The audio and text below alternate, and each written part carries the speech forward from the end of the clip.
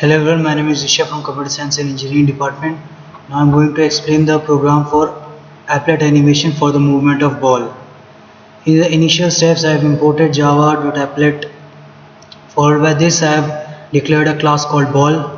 Within this all the necessary variables, that is x, y, radius, dx, dy, which all represent xy coordinate of the ball, radius of the ball, and dx, dy is for the small movement of the ball within the applet.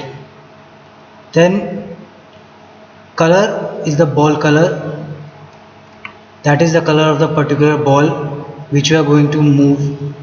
Within that, constructor is invoked which has all the values for the coordinates, radius, color and the dx, dy.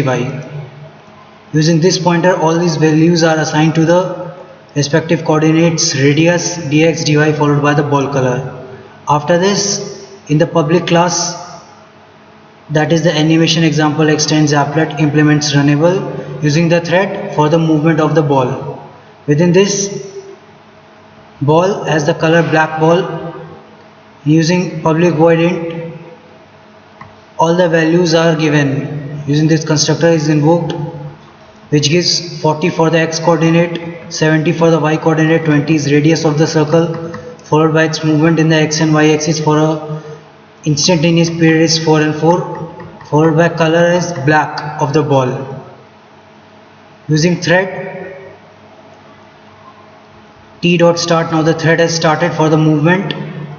Followed by this, in the paint graphics G, color is set, that is black ball for the ball color.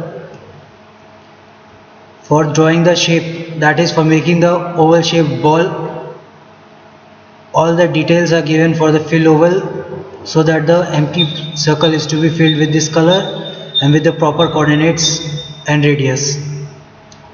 Followed by this, in public void run, to run the thread, that is to move the ball. Using try catch block, that is the movement ball. This method is called here.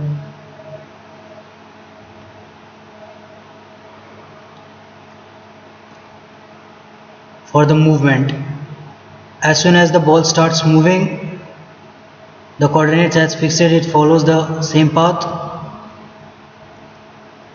Ball here, the condition follows means it sets the boundaries. Mainly the movement method sets boundary within the y-axis and the x-axis. As you can see here, the ball's dy is lesser than the actual value and keeps on decrementing. Followed by this, the x value is greater than 200 and the other part is lesser than 0. As we give a negative value for dx, when this condition follows, then it is possible to move it in the x-axis. Respectively, these two for x and y set the bounds, and right here is the actual coordinate of the ball followed by the small movement coordinate, that is 70 here and 4 here as I have given the values. It keeps on decrementing, it lowers down its position, and as soon as it went up, its value increases. Likewise for the movement within the x-axis line. Now I will show the output and see the movement.